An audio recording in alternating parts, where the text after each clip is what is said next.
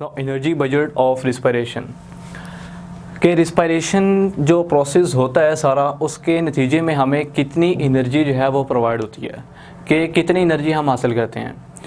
ज़ाहिर सी बात है, हर इंसान जब भी कोई काम करता है तो वो अपना बेनिफिट सोच कर ही काम करता है कोई।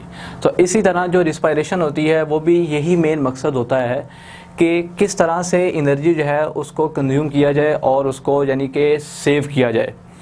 तो अगर हम इसमें बात करें तो सबसे पहले अगर हम देखें कि इलेक्ट्रॉन ट्रांसपोर्ट चेन के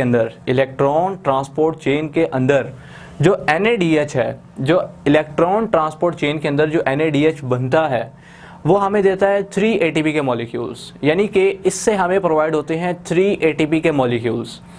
इसी तरह फर्दर अगर हम बात करें ग्लाइकोलिसिस के अंदर जो NADH होता है, ग्लाइकोलिसिस के अंदर जो NADH है वो हमें देता है 2 ATP के मॉलिक्यूल्स। इसी तरह अगर हम बात करें FADH2 की, तो FADH2 जो है ये हमें देता है 2 ATP के मॉलिक्यूल्स। यानी कि हर कंपाउंड से एनर्जी तो प्रोवाइड होती है पर उसकी जो अमाउंट है वो थोड़ी वेरी करती है। लाइक एनर्जी बजट जो हमारे पास एक्चुअल ATP के मॉलिक्यूल्स आते हैं वो जस्ट 2 होते हैं। अगर हम यहाँ पे इसकी बात करें, 3 ATP के मॉलिक्यूल्स तो बन रहे हैं पर हमारे पास 2 आते हैं।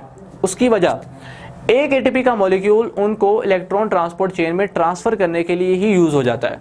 जाहिर सी बात है, अब ATP के जो मॉलिक्यूल्स हैं उन्होंने ट्रैवल करना है, उनको भी तो एनर्जी चाहिए। तो एक ATP का मॉलिक्यूल जो है वो इनको मूव करवाने में ही ज़ाया हो जाता है।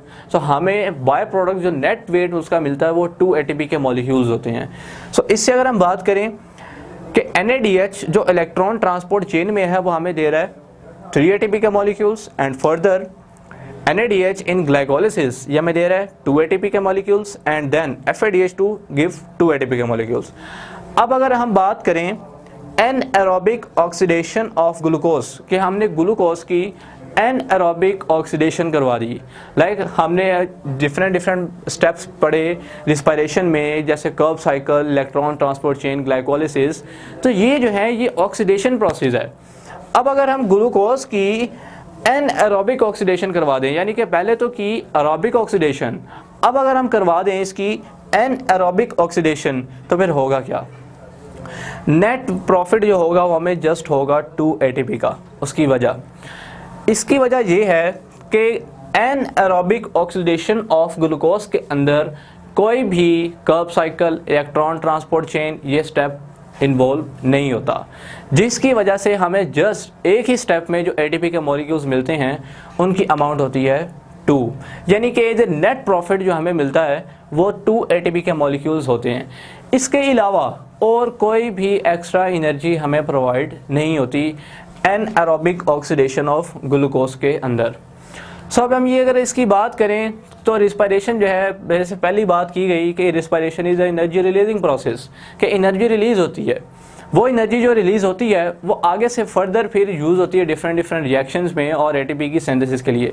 लाइक जो हमारे पास मेन चीज़ बन रही है वो हमारे पास आ रहा है ATP के मॉलिक्यूल्स।